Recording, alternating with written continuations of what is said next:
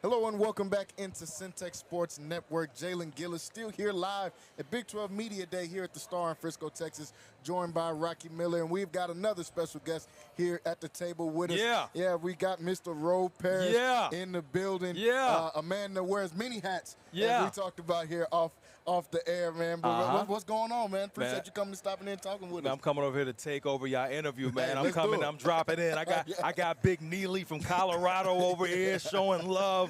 Already welcoming me in, like y'all rolling out the red carpet. I appreciate y'all for having me on. No, sir, man. No problem, man. So tell us a little bit what you've been working on here as of late. All right. You said, a man of many hats. Indeed. So I appreciate everybody, number one. So hold up. This is audio, but this is also visual as well. Yeah. So I'm looking at this camera right here. Yeah, so this is what we're doing. Right the there. camera is right there. Yeah. So this is what I've been doing, just in case you don't know, world-renowned, internationally known, but of course, locally accepted. Your man, Roe Parrish. You are now rocking with the best. You can catch me on CBS Texas in the mornings. Shouts out to Madison. Shouts out to Carmen, my lovely ladies, the first ladies of CBS in the morning. So that's where you can catch me.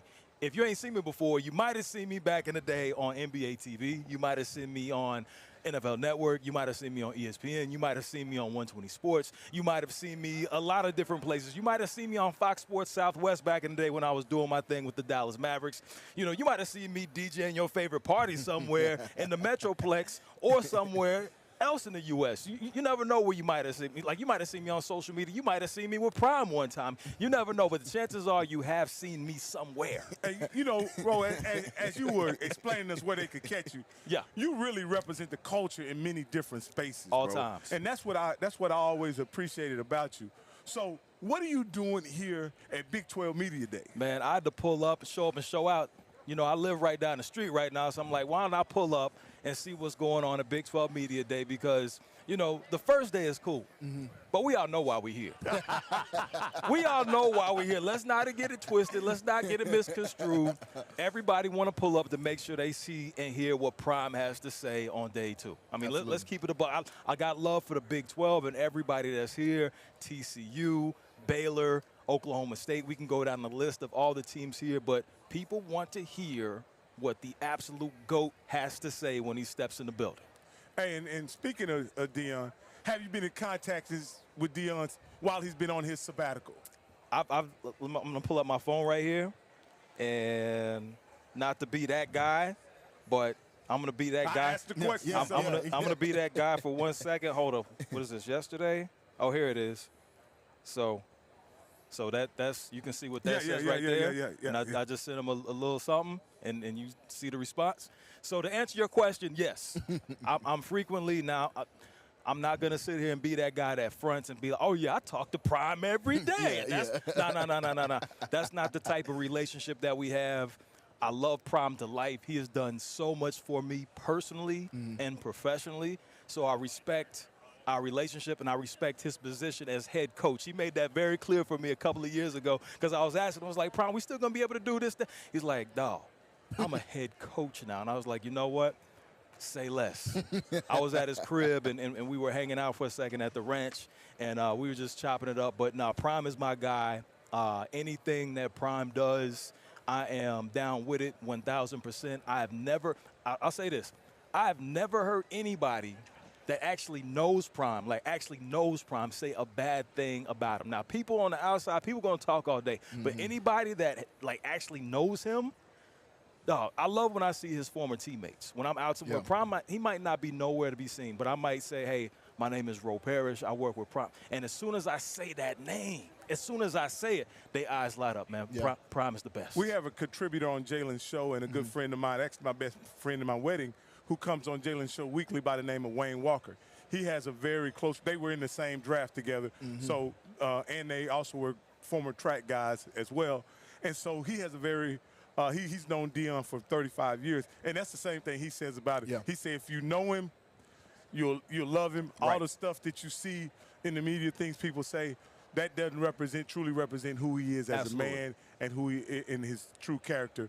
He's a showman for sure. Oh, for sure. Yeah. For sure. But he's a much better person is what they say. No question. And I like what you said, he's a showman, because I'll tell you this, I grew up idolizing Deion Sanders. went to DeSoto High School. Shouts out to the Eagles in DeSoto. Yeah. And, you know, they called me Baby Dion. You know, I'm wearing number 2. I had the headband around my neck. You know, I had the bandana. You know, I'm prime. I play DB, all that. So when I got the opportunity to meet Dion a couple of different times, I was disappointed every time. And I'll tell you why. Because when I met him, I met Dion. I'm expecting to meet prime time. Yeah, and he'll tell you. I mean, he's talked about it on the documentary. Everybody knows Primetime, but only few know Dion. So every time I saw him somewhere, you know, it was a very secluded, recluse moment, and he was quiet. Hey, good to meet you. And I was like, dawg, where's the flash? Yeah. But then later on in life, when I had the opportunity to basically audition on his show on Game Day Prime on NFL Network, I showed up. I showed out.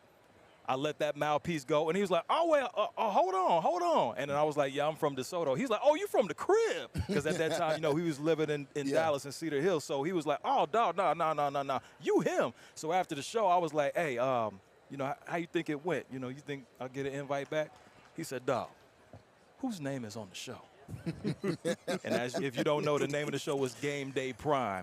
And the rest is history. I took that baton and he set me up, and I was a DJ on the show for 2 seasons before they changed things up, and then he came to start coaching. So you will not ever hear me ever say anything negative about Prime. I love that man to life. No, absolutely. Hey, and it's funny that Jalen is the host of Centex Primetime. The influence never stops, man. The influence never stops, man. And I'm definitely glad that Dion is getting his flowers.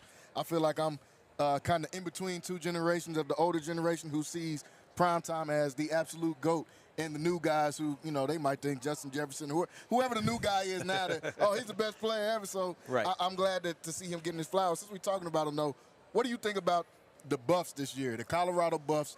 This upcoming season, Shador's gone, Travis is gone, a new crop of players are in. What do you think about this team, man, and what they can accomplish? I mean, ultimately, we've seen even when Shador was there, it came down to what the players in the trenches are going to do. Offensive line play, defensive line play. We saw the defense kind of turn the corner last season and start to make plays. And we also saw the offensive line come together. So, but now what's going to happen? You know, Cash Cleveland leaves. He now plays for Texas Tech. That was the freshman center that came on late. He was amazing. And who's going to be your quarterback? You know, you got Caden Salter. Number one, shouts out to Caden Salter. I played with his daddy, Kenneth Salter. Okay. I know his mama, Misty Salter. We all went to high school together. And I'm so elated to see Caden come to Colorado along with his brother as well. So you have the Salters there. And I sat next to Caden on the way back from the bowl game. That's another story for another day. and then you have Juju, who comes in, who was, you know, on social media, handed the keys from Shador, comes in as a highly touted recruit. He can do everything. We've seen him win. You know, he has the swag. He has the game. But the question is, you have a true freshman versus a seasoned player who comes in. So who is going to actually take the reins at the quarterback position? I think once we discover who's going to take the reins at quarterback, we'll have a better idea of how the team is going to play. But, I mean, you know that Prime is always going to bring in an athlete. You have Marshall Faulk on the staff now as a Hall of Famer. You have Warren Sapp there. You have the tutelage of all these NFL veterans who have played at the highest level to instruct. Hall of Famers. Hall of Famers. Gold Jacket Boys. First ballot Hall of Famers. You have all this NFL experience on the coaching staff to give the knowledge to these young athletes. You know, as you talk about the quarterback situation, I have to ask you, you've been knowing Prime for so long, you probably knew, I don't think you can be friends with Prime without having some relationship or contact with his children. I just think he's that kind of guy. He's always been a hands-on father. So you've probably known Shador and Bucky and Shiloh and the girls for a while. How was it for you as a friend of the family to sit back and watch Shador get passed over round after round? Man, in this past draft, it was tough for me, and again, I'm always going to be extremely transparent. I'm not going to sit here and act like I know Shador or Shiloh super well. I know them through their father. Now, let me just veer to the side for a quick second. So the first time I hung out with Prime, and I say hung out loosely, I came to the school that he had, and the first thing he did, this is after our audition, and we knew each other from working on the show.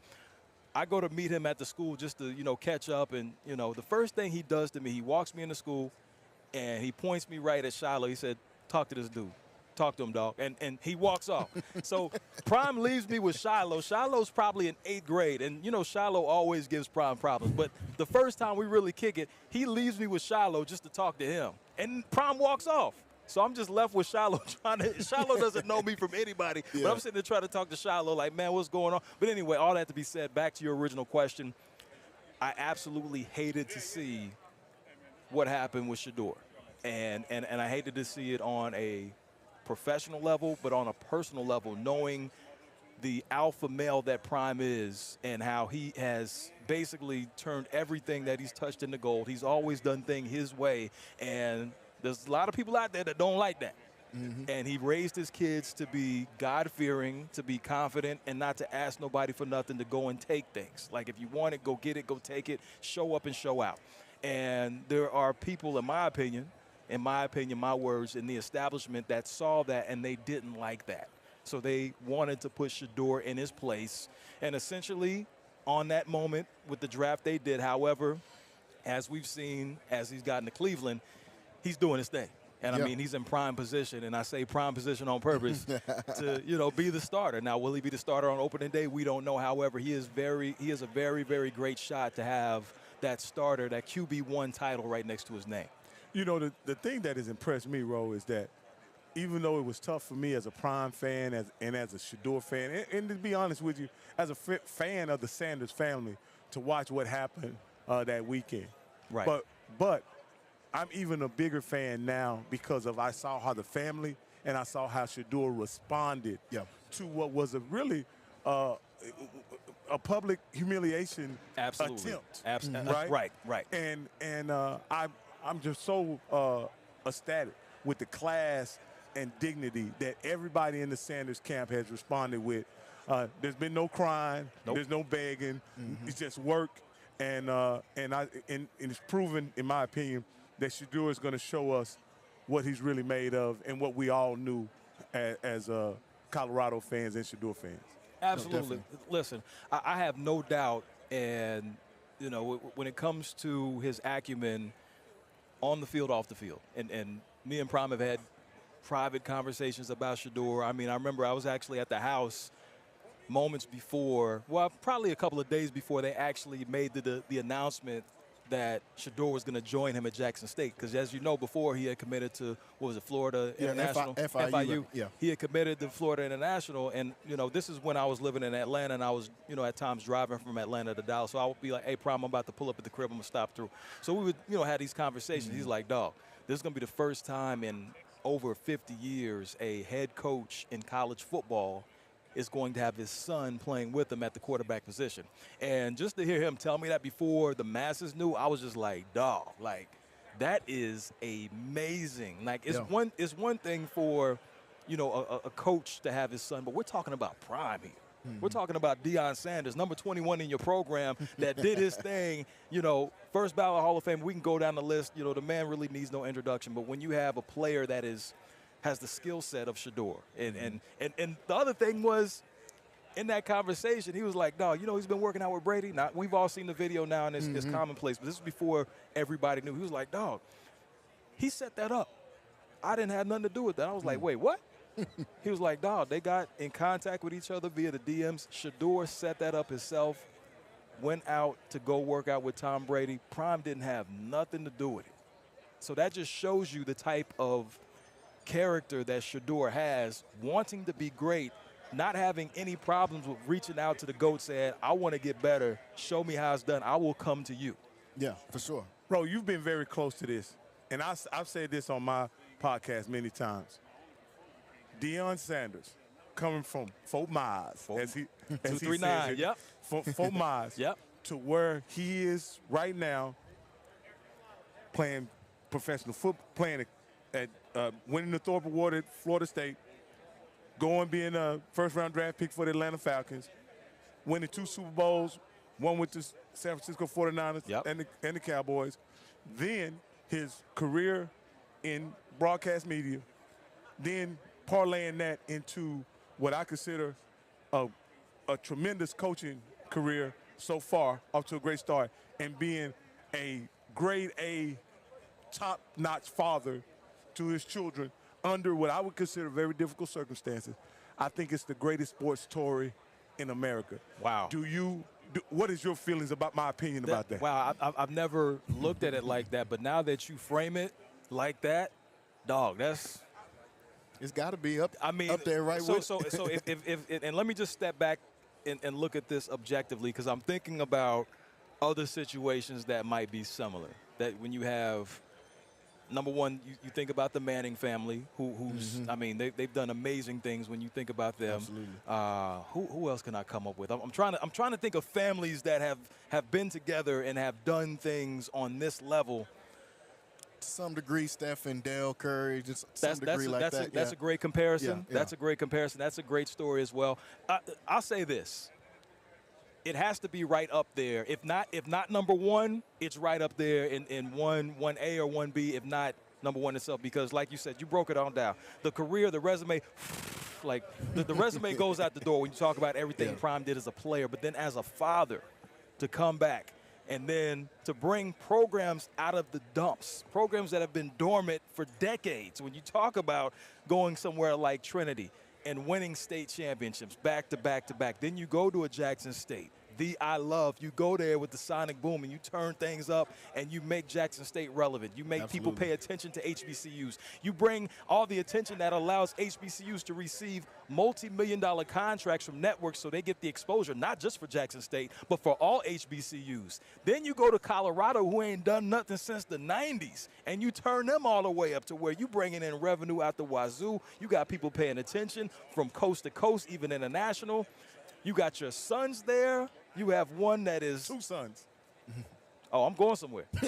You got one son there that is the quarterback of the team. You got the other son there that is the quarterback of the defense, and you have another son there that is running the social media. So you have all these things happening, and shouts out to Bossy as well. She's doing her thing. Obviously, she left. But when you break all of this down, all of the layers, again, if it is not the best sports family story or however you want to frame it, it is right up there. You left something out. What did I leave out? Please tell me. You left him recruiting the #1 player. Oh, my bad. You know what? My bad. My bad, because I was keeping it right with family. But if you want to bring it because Travis is extended family. Part of the, that's part of the story. You're absolutely right. I was framing it with just the Sanders last name. But if you factor in Travis Hunter, who basically Prime says is his extra son, I mean, you got to include that, dog. Because he, you know, that, in my opinion, is what he did to disrupt the marketplace in college athletics when he got Travis to go to Jackson State. Travis goes to Jackson State. He's promised to be a two-way player. Right. He gets the job in Colorado. He makes Travis a two-way player, being promises. And what does Travis do with the opportunity? He wins the Heisman Trophy. Could have been number. I mean, he's the number 2 pick in the draft. When you start writing these storylines out, there's no writer, director, producer in Hollywood that's gonna write this story, man. Like let's keep it a buck. Yeah. I mean, nobody's writing this story. Yeah. And if it is, it's a fictional story about somebody that we don't believe exists. Right, exactly. Nah, I mean, but Travis Hunter, and again, apologies for leaving him out. I shouldn't have left him out, but there are so many stories, and that is just the top. That's the headline. There are so many other young brothers and sisters that Prime has touched that work under him, whether it be his assistants, the training staff. There's so many people that he's touched individually, and he's helped them elevate so they can dominate. And another aspect that I left out when I was saying it, like he literally transformed sports media with Jackson State, what he did at Jackson State, and then carrying it to Colorado. Like I say, I just think it's the best American sports story ever. I just think if you know, I think what Archie did as a father, raising 2 top-notch 5-star blue-chip quarterbacks, no doubt. But I think it kind of stops right there. You can say Prime's story is so much bigger. And the thing is, Prime's story is still being written. Still going I right mean, now. It's still being written right now. You could put a national championship someplace, at some point in this story. You definitely could do that. We're not gonna know how to act that. I'm just telling you now. Don't let this man capture a national championship. Oh, dog. man. Do not let. Hey, man, it's a wrap if that Change the happens. trophy name, whatever it is over there. Change the name, whatever it is over there. Put Sanders on the end of it. Oh, man. Ro, man, before we let you get out of here, I got to right. ask you about the couple teams here in town, man. Okay. The Dallas Cowboys and the Dallas Mavericks. I know you've had affiliation with both of those. We'll start with the Cowboys, man, since we're here at the Star. Yep. What are you thinking about them this upcoming season, man? Ooh, man, this is a make-or-break year. Obviously, it's the first year for head coach Brian Schottenheimer. He comes in with a, the lineage and the legacy of Marty Schottenheimer follows him. Obviously, Schotty's been all over the place as far as the NFL coaching at a very high level for a long time, but this is his first time to run the show. And he got the keys to the whip. What's he going to do with the whip? Yeah. You got Dak coming back, which is crazy. He is the longest tenured Dallas Cowboy player right now. Yep. 10 years he's already been there. So the question is going to be now, you bring in Pickens, which gives him another weapon. Offensively, are they going to be able to keep up? I mean, this team still managed to win 7 games last season without their starter for the majority of the season. So offensively, they should be cool. Now, the offensive line, you got to figure some things out. You got the wall of Tyler there. Who's going to be able to come in and play. Offensively, we know they should be legit if everything checks out. Running game, there's still some questions there, but when you have CD, you got Pickens, and you have Dak, you should have an opportunity to score consistently offensively. The questions for me are mainly going to be on the defensive side. So I don't know what's going to happen with Micah Parsons' contract. Maybe I know something I don't. First things first. He's going to get paid. That's what I know. That's the thing. It's like, but when? When is he going to get paid? Well, I say this. Jerry has historically, in these situations, waited to the very last minute. Right. And I don't think it's going to be any difference. I think, just to understanding the economy of the NFL, I think that first revenue check from the TV revenue check appears either mid-August or late August, and I suspect that some of that will be going. Man, Jerry don't need to wait on a revenue check, man. Thing. He need to write that joint right now. Listen, man. That's the problem. Waiting too long. and hey, waiting too long. Shouts out to my man Fat Joe. Yesterday's price is not today's price. And he figured that out in real time. Could have signed him at the end of the season. Myles Garrett gets paid. All these other guys get paid. Now, yesterday's price is not today's price, for sure. And to add on to that, T.J. Watt still ain't been signed yet, so I'm paying close attention to that. So once he gets signed, that's going to do, especially if they wait until T.J. Watt gets signed, that's going to do nothing but drive the price up even higher. Yeah, definitely. Man, Ro, you've been the interviewer, the highlight of our day, man. Man, I appreciate that. Sure. That makes, hey, listen, thanks for you coming on. Hey, you always want to show up and leave something better than what you found it. Absolutely. So I'm glad I got to pull up. And by the way, Summer League's coming up. Talked about the Cowboys, but the Mavs. Looking forward to seeing Cooper Flag. The debut is Thursday night. Mavs, Lakers, I will be in the building. Brownie versus Cooper Flag. Bro, what? Man. I did not stutter nor stumble. I will be in the building. Last year I got a chance to go out during Summer League. It is a fabulous time in Vegas that time of year. Yes, it is. It happens to usually be scorching hot that time of year. You're not wrong. That means that, but basketball's inside, and Vegas has plenty to do at night. Oh, So, yeah.